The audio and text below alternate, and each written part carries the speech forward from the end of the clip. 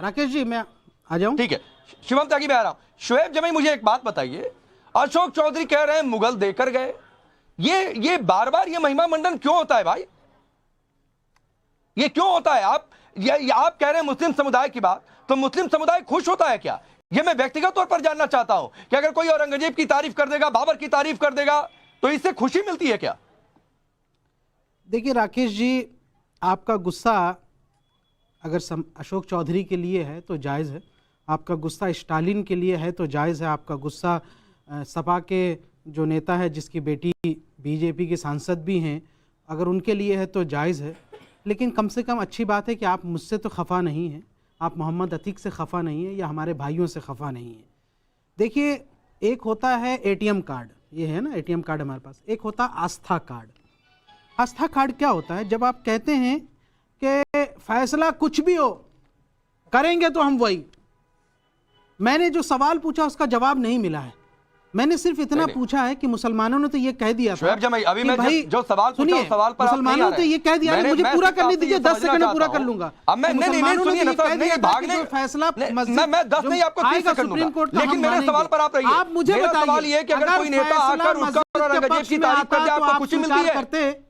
आप औरंगजेब को अपना सम्राट मानते हैं? आपको लगता है कि औरंगजेब इस देश को बहुत कुछ देकर गया जिसकी तारीफ होनी चाहिए? बाबर इस देश को बहुत कुछ देकर गया, खुशी मिलती है क्या? मैं सिर्फ ये जानना और समझना चाहता हूं और कुछ नहीं। सहिष्णु है कि वो उस फैसले का स्वागत और सम्मान करता है, वरना अगर फैसला बरखिलाफ होता, उल्टा होता, तो आज देश में कानून व्यवस्था की स्थिति बन जाती। इसलिए माननीय न्यायाधीशों को पता था, इसलिए मैं भी शुक्रिया अदा करता हूं कि चलिए वो फैसला दे दिया, अच्छी बात है। देश में मेजॉरिटी होने के बावजूद, मेजॉरिटी होने के बावजूद मुसलमानों को चलने के लायक नहीं, एकदम नहीं, मेजॉरिटी होने के बावजूद एक पर्सेंट इंतजार किया। मेरे सवाल पर आप फिर आइए और आप भागेंगे तो मैं भागने नहीं दूंगा। मेरी बहुत अच्छी आदत है ये कि जो हो क्या औरंगजेब की तारीफ से आपको खुशी मिलती है? हमने एक बातों पर कॉम्प्रोमाइज कर लिया है, एक बातों पर कॉम्प्रोमाइज कर लिया है। आने वाले वक्त में अगर अयोध्या नहीं अरे ना एकदम शब्द भाई मैं कुछ नहीं सुनूंगा।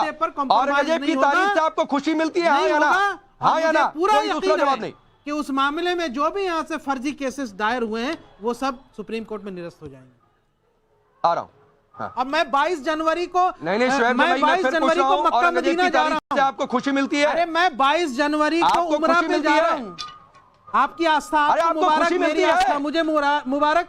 शोएब जमाई आपको खुशी मिलती है औरंगजेब की तारीफ से? मैं 22 जनवरी को उमरे पे जा रहा हूँ, बात खत्म। आप जाइए अयोध्या, मैं उमरे पे जाऊंगा, हज पे जाऊंगा। अरे आपकी आस्था आपको मुबारक, मेरी आस्था मुझे मुबारक। नहीं वो समझ में आ गया, नहीं समझ में आ गया। Ashok Chaudhary, that's it. अशोक चौधरी ने ऐसा बयान क्यों दिया ये समझ में आ गया मुझे।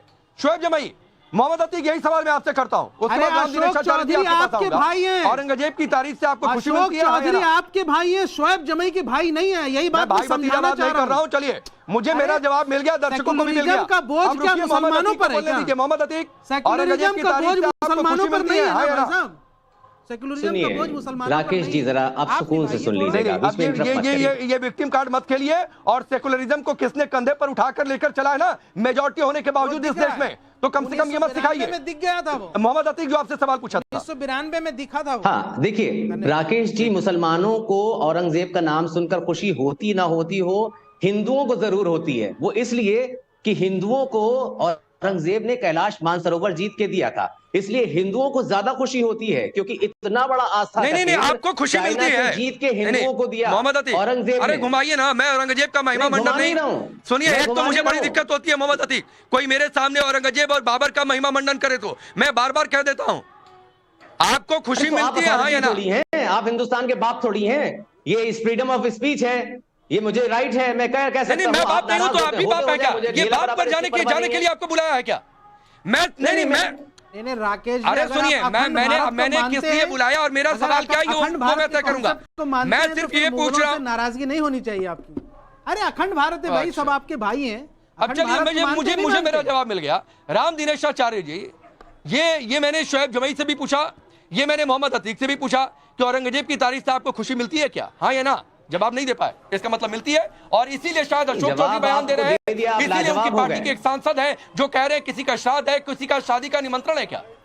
देखिए, एक मौका मुझे लगता है कि मैं शोएब जमाई जी से और अतीक जी से भी कहना चाहता हूं कि राम जन्मभूमि का मुद्दा और मौका तो आपने छोड़ दिया, पर आपके पास 2 मौके बचे हुए हैं और वो मौका है कृष्ण जन्मभूमि का और काशी विश्वनाथ का।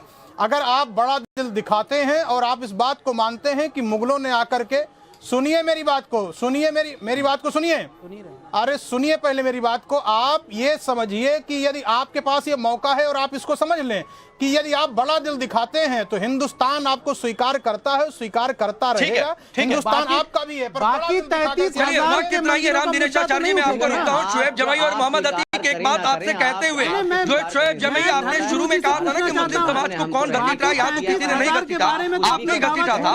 अगर आप कह देते कि औरंगजेब की तारीफ से खुशी नहीं मिलती है भाई, तो अशोक चौधरी की नहीं हिम्मत होती है बोलने की। तो ये लाइन लेना सीखिए।